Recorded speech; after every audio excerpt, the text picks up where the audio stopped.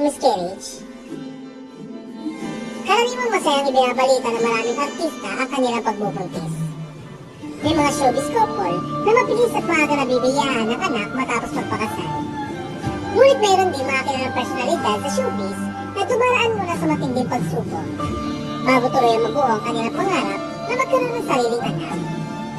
Sa industriya ng entertainment, may ilang aktres ang bukas sa ibinabahagi sa publiko ang kanilang pinagdaan ng hirap sa pagbubuntis. Kabilang na ang ilang beses na miscarriage o pagkalaglag na dinadala. Isa na sa mga kilalang personalidad na naging bukas tungkol sa ganitong karanasan ay ang sikat na actress at vlogger na ito. Matatandaan ilang beses niyang ibinahagi sa kanyang mga vlog at interviews ang masakit na karanasan ng pagkawala ng kanilang baby. Ayon sa kanya, hindi naging madali ang kanilang journey ng kanyang asawa pagdating sa pagbuo ng pamilya. Sa mga naunang pahayag ng actress, inamin niya 3 beses siya nakaranas ng miscarriage. Ang bawat pagkawala ay naging malaking pagsubok, hindi lamang sa kanya kundi pati na rin sa kanyang asawa at pamilya. Gayunpaman, ipinakita nila ang matindi pananampalataya at patuloy na pag-asa na darating din ang tamang panahon para sa kanila. Ibinahagi rin ng actress noon na kahit mahirap ang pinagdaanan, pinili nilang manatili positibo at maniwala na may plano ang Diyos para sa kanila. Marami sa kanyang mga tagahanga ang humanga sa kanyang katapangan na maging bukas tungkol sa ganitong sensitibong karanasan.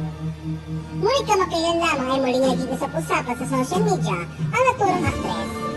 Matapos mapansin ng ilang netizen ang ilang detalye sa kanyang mga recent posts. Usap-usapan nga ngayon sa social media na buntis muli ang actress at vlogger na si Alex Gonzaga. Nagsimula ang spekulasyon ng mga fans matapos mapansin na tila matagal na walang bagong vlog na inilalabas si Alex sa kanyang YouTube channel. Dahil kailan ang actress pagiging aktibo sa paggawa ng content, may ilang followers na nagtaka kung bakit wala siyang bagong vlog. Bukod dito, napansin din ng ilang larawan na kanyang ibinabahagi sa social media. Ayon sa ilang netizen, tila may kakaiba sa kanyang mga recent photos at thumbnail. Ayon sa isang netizen, buntis talaga si Alex kasi yung suot niya sa vlogging, bihira na, mga post niya, pictures, and endorsement na lang or yung matagal na. Go happy for you both. Finally, congratulations. May mga netizen din na bumalik sa ilang lumang larawan ni Alex, kabilang na ang kanilang Christmas family pictorial. Sa naturang larawan, may kita si Alex na nakasuot ng brown na long at long dress. Para sa ilan, tila may bahagyang umbog o mano ang kanyang tiyan. Lalo na sa larawan kung saan kasama niya ang kanyang kapatid na si Tony Gonzaga. Dahil dito, muling umikti ang haka-haka ng mga netizen na maaaring magdadalang tao muli si Alex. At nagpapahinga ito ngayon para maging healthy at ligtas sa kanilang baby.